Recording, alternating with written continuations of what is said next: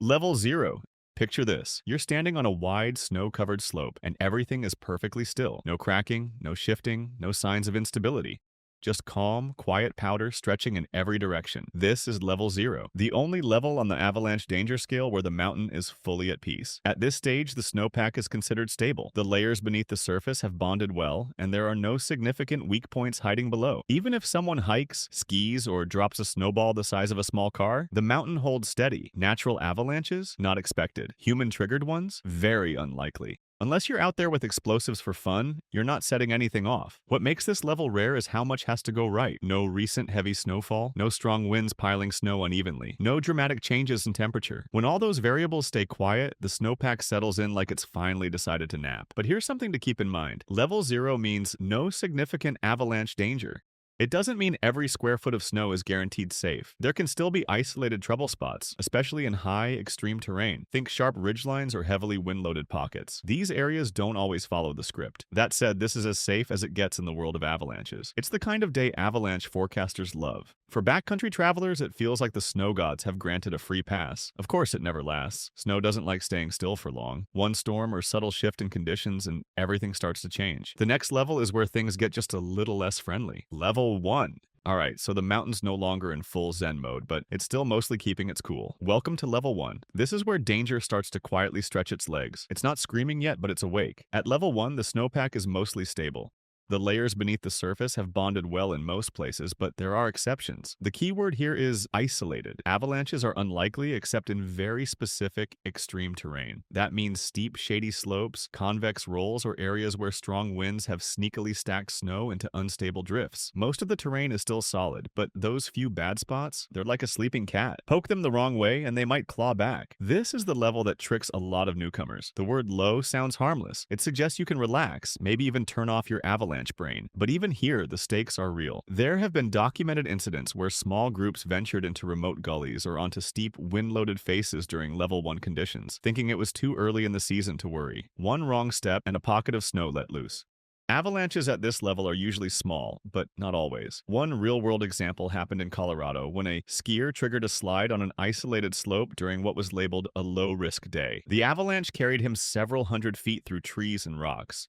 He survived, but barely. The terrain amplified the danger far beyond what the forecast suggested. That's the hidden theme of level 1. It's not just about the snow conditions. It's about where you go. You can move safely all day long, but enter the wrong zone, and the risk jumps fast. This is why avalanche education always emphasizes terrain choice. Even at level 1, experience and awareness matter. The mountain is still giving you a green light, just not everywhere. Step carefully, pay attention, and don't let the word low lull you into autopilot, because once the danger level ticks up again, things stop being subtle. At level 2, the mountain starts talking louder. Level 2.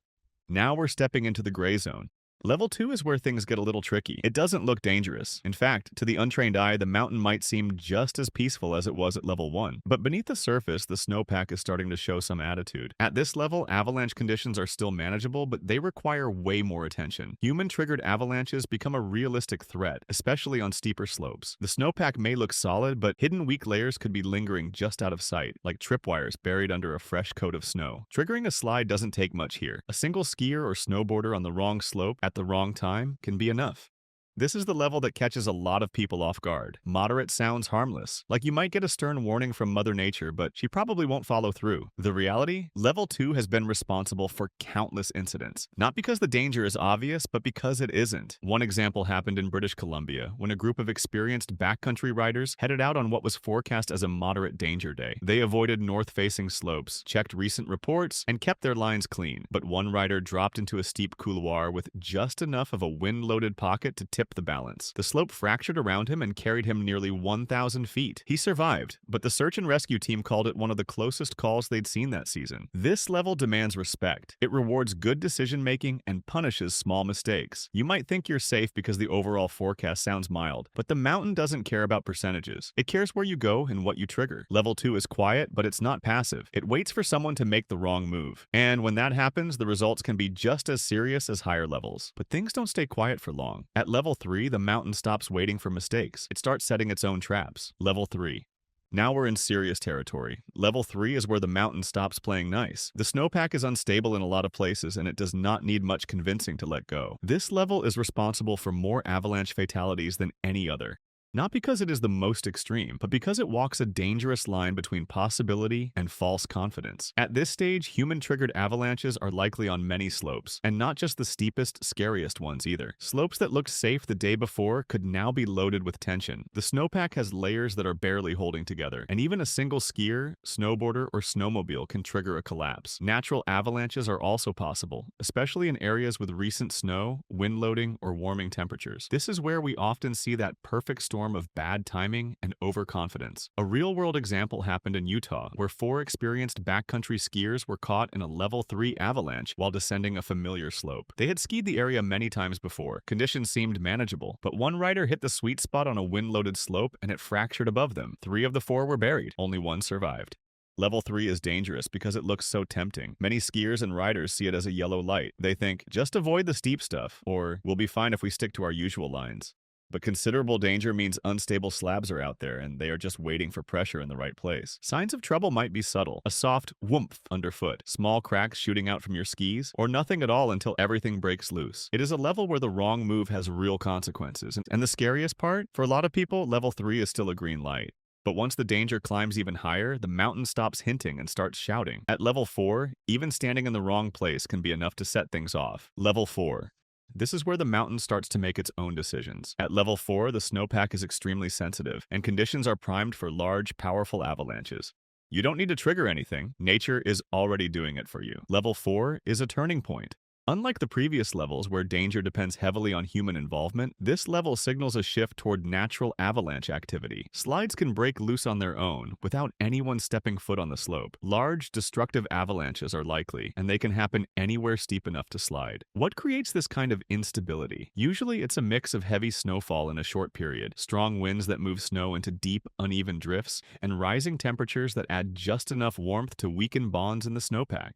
The mountain becomes loaded with tension and the balance tips on its own. In this kind of environment, even observing the terrain from a distance can be misleading. A slope may look calm one moment, and then a massive slab suddenly breaks free and thunders downhill. In level 4 conditions, people have been caught by avalanches while standing on flat terrain beneath distant slopes. The avalanche didn't start near them. It started far above, but it didn't care. One real-world example happened in Jackson Hole, Wyoming, when a skier was buried after a natural avalanche broke loose on a nearby face. He was not climbing or skiing the slope. He was standing at the base, preparing his gear. A natural release, triggered by nothing but the sun warming the surface, caught him completely off guard. He was buried under several feet of debris. Rescue teams found him barely conscious but alive. He was lucky, many are not. At this level, avalanche professionals often issue very direct warnings. Entire regions may be closed to travel. Ski patrols may use explosives to trigger slides in controlled areas, but even that becomes risky. Roads are shut down, helicopters are grounded. Level 4 is not the time for decision-making in the field. It is the time to listen to the forecast and stay out of avalanche terrain altogether. The problem is no longer isolated pockets or steep bowls. It is the widespread, unpredictable release of massive snow slabs that do not need your help to fall. If you are in the backcountry when level 4 is in effect, you are gambling with your life. This is not an exaggeration. The danger is real, and the odds are not in your favor. And yet, as intense as this level is, it is still not the top. There is one final level on the scale. When the danger climbs one step higher, the destruction reaches an entirely different scale. Level 5 is where the mountain unleashes everything it has. Level 5. This is it, the top of the scale. Level 5 is not just about instability, it is a full-blown natural disaster in progress. At this level, the mountain is collapsing under its own weight. You don't need to trigger anything. Avalanches are releasing on their own, across multiple slopes, often without warning. Snow is falling in massive, destructive waves, capable of flattening trees, burying highways, and wiping entire structures off the map. Reaching level 5 requires a perfect storm of dangerous conditions. You typically see intense, continuous snowfall over several days, often mixed with hurricane-force winds that pile snow into unstable slabs across huge areas. Then comes a temperature shift. A sudden warming, even just a few degrees, causes the already overloaded snowpack to weaken even further. At this point, the bonds between layers collapse, and when they do, the result is unstoppable. These are not the kind of avalanches you outrun. These are monsters. They can travel for miles, crossing valley floors, surging through dense forests and picking up speed and mass as they go. The cloud of snow and debris that follows can reach hundreds of feet into the air, creating a whiteout of crushing force and zero visibility. One of the most devastating examples of level 5 occurred in 1999 in Galtur, a small alpine village in western Austria. After weeks of storms, the snowpack had reached a critical point. On February 23rd, a massive slab broke loose high above the village. It raced downhill, gaining speed, smashing through snow fences and hitting the town at nearly 80 miles per hour. Buildings were obliterated, cars were buried, 31 people died, and dozens more were trapped beneath the snow for hours. Rescue efforts were delayed, not just by the destruction, but by the continued avalanche risk. Helicopters could not fly. Roads were inaccessible.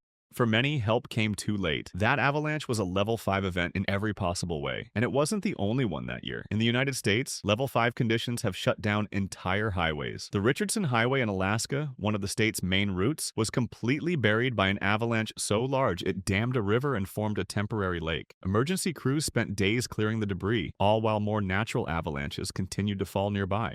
At level 5, avalanche professionals don't just recommend staying out of the backcountry. They issue closures. Resorts may shut down entirely. Roads are blocked off. Access points are guarded. This is the point where human activity stops and nature takes over. And even then, it's not just steep slopes you have to worry about. In level 5 conditions, avalanches can start on low-angle terrain or from faraway ridgelines that seem disconnected from where you're standing. The reach is massive and the power is beyond anything manageable. If you're caught in one of these slides, rescue is unlikely. The force alone is enough to destroy avalanche beacons, radios, and survival gear. The debris can harden like concrete within minutes, and the size of the avalanche can bury victims under dozens of feet of snow. This is why level 5 exists. It is not a warning to be cautious. It is an alert that the environment has become lethal. No experience, no equipment, and no preparation can guarantee survival.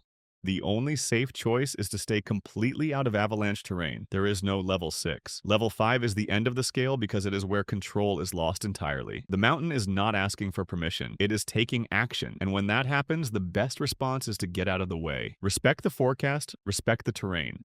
And when level 5 shows up, know that nature is not giving second chances.